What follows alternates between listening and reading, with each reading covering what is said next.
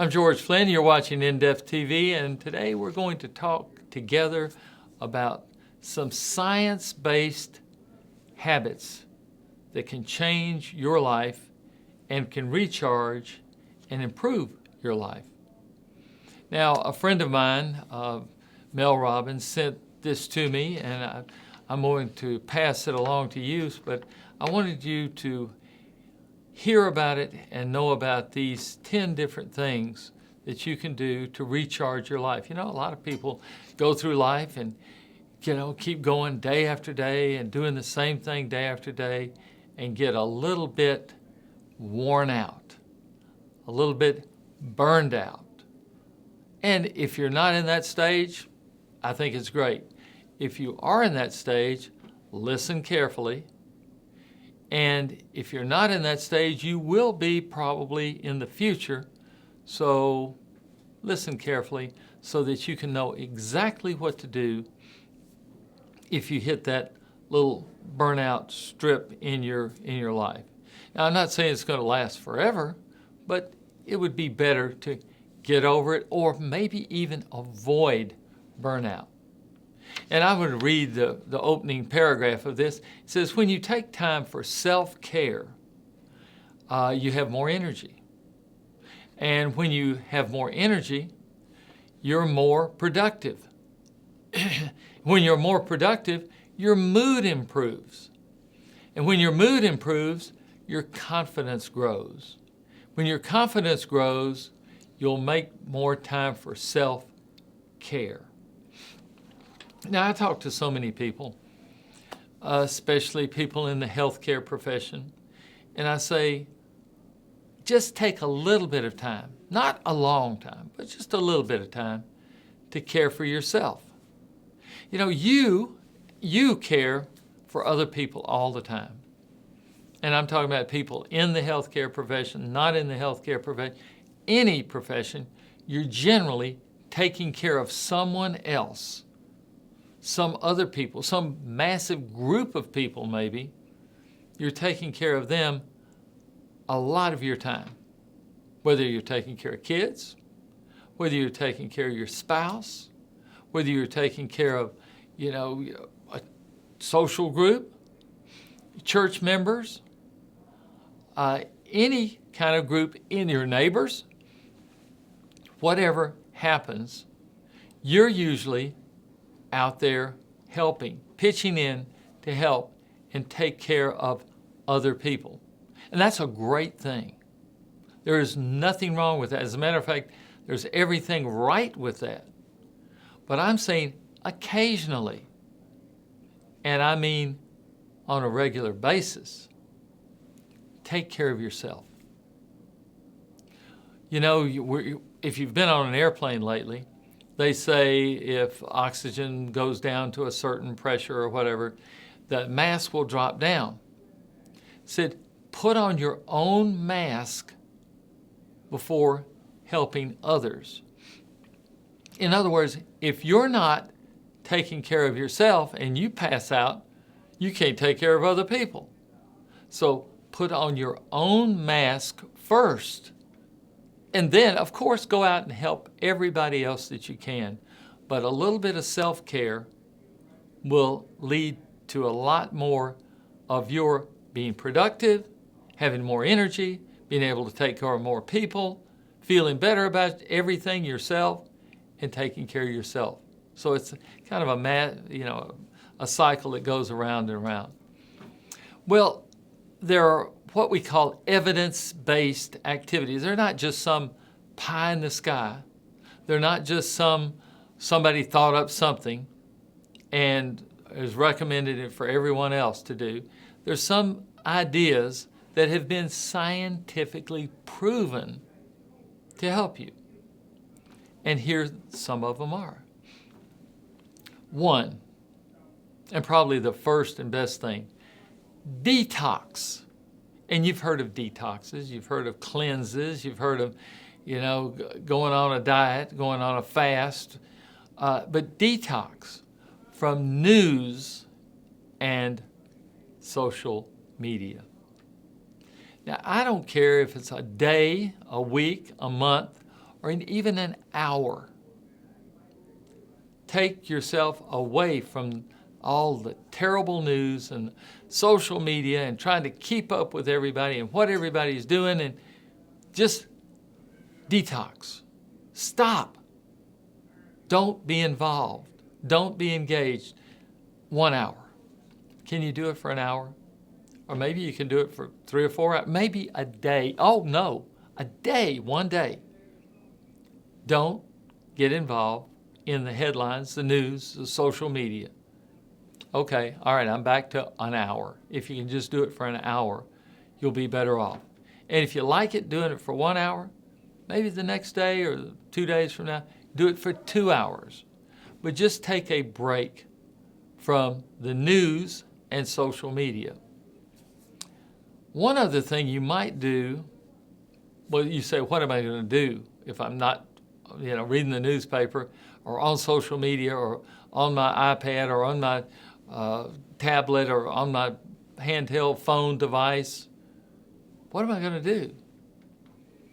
Well, there's several things you can do, but one is spend some time in nature.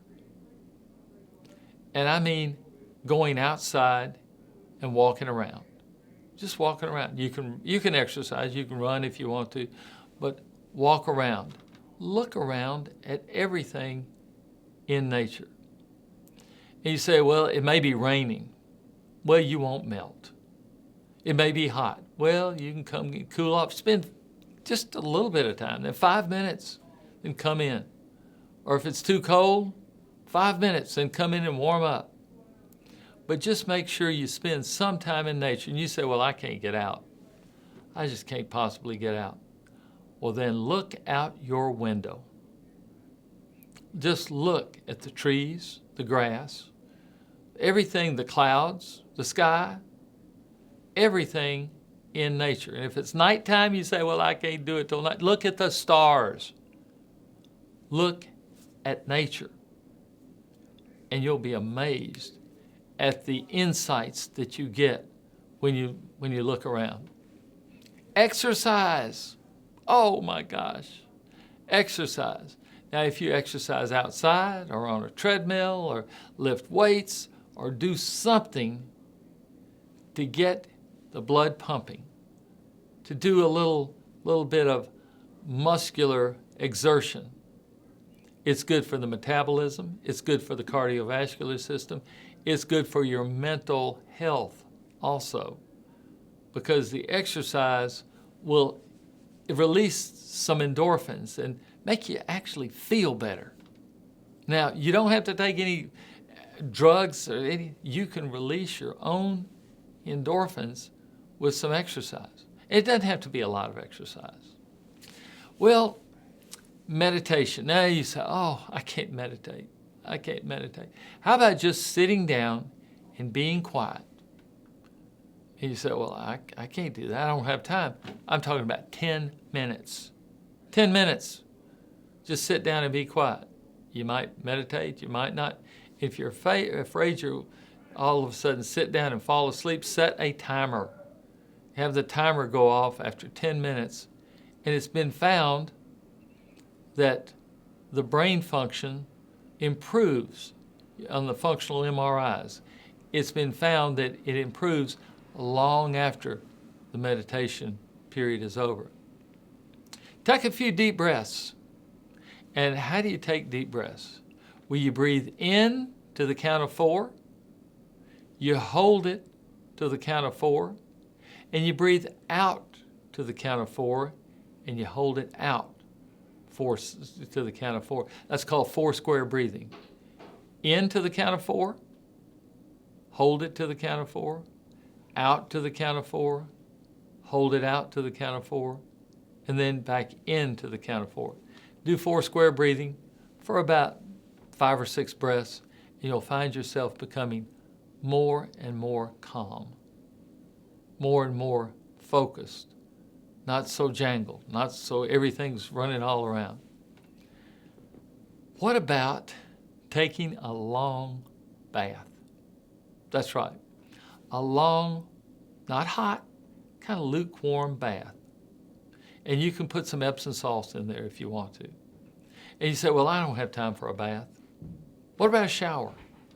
Take a nice lukewarm or even a cold shower or a warm shower.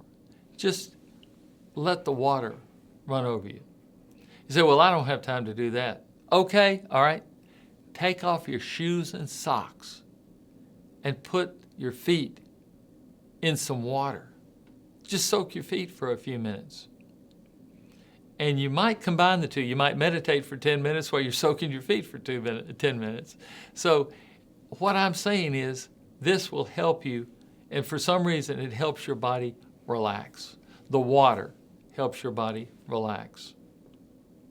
What about saying thank you? We've talked about this before, but I'm saying find somebody and say thank you. Whether it's in the grocery store, whether it's on the bus, whether it's taxi cab, whether it's transportation or buying things, the clerk, the checkout, the people helping you, make sure you say thank you. Make sure you say that, and not only for them, but for you to give thanks.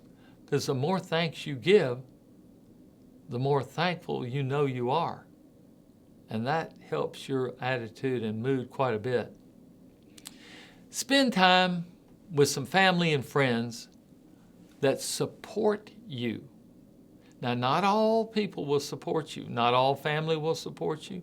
Not all friends will support you. So you pick out the ones that do support you, where you don't have to fight for your views and fight for your ideas, that are just naturally supportive of you.